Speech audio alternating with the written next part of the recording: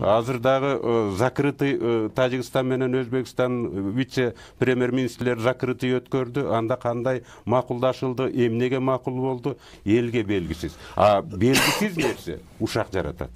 Белгисиз нерсе, значит, бирин-бири алдады деп айтат. Ушак боюнча жана бир тактап коеюнчу, Мадумаров ушул чек ара көтөрүлгөндө эле уруш талаш болуп кетет да, Мадумаровдун кол койгону боюнча сиз билесизби? Кандай кол койгон? Туурабы, туура эмеспи?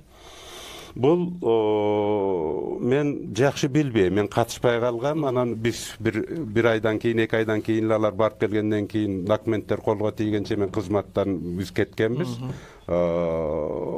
Теги мен информация гана катары жанагы сайттарга чыккан материалдардан гана кабарым бар.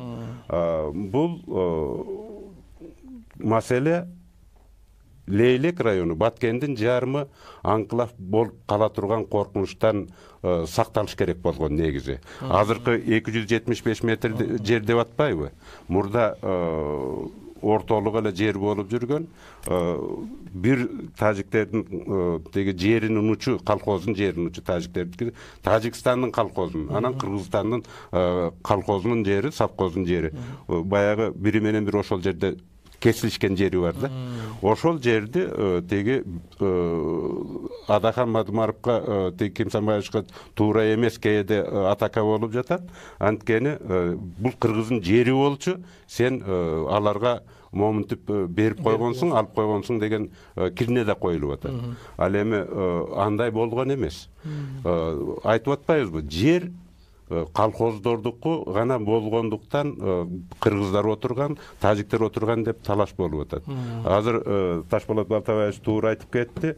Алмата дагы президенттердин койгон, кол коюп чечим кабыл алган теги чечими бул мыйзам түрүндө парламенттер бекиткен муну. Значит, мындан өткөн документ жок. Ошол кыргыздардын колхозу жери ошол сакталыш керек. Анын сакталган менен да маселе көп чечиле бербейт. Дагы бир маселе козголуп кетти. Жанагы үйлөр сатылып атат дегенде мындай деп. Менин жакын туугандарым тажиктердин ортосунда калып калган. Үйүнө барганга мүмкүнчүлүк бар жок. Тегерегин бүт кысып алган.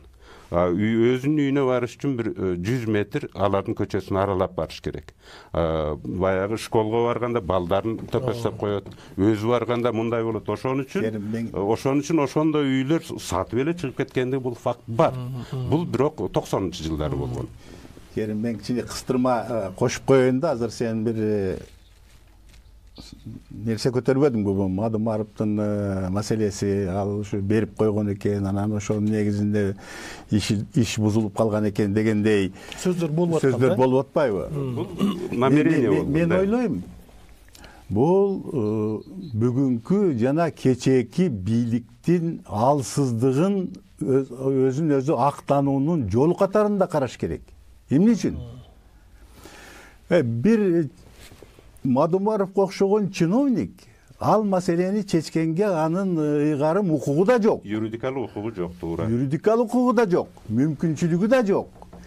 Ал эч кандай күчкө ээ эмес. Бул биринчиден. Экинчиден, протоколдор көп түзүлөт. Ар бир жумушчу топ иштегенде бир протокол түзөт. Ал протокол ишке ашабы, ашпайбы? Ал парламентке келип, президент тарабынан бекилип, парламент тарабынан мыйзам катарында бекилип, ошону менен чечилет.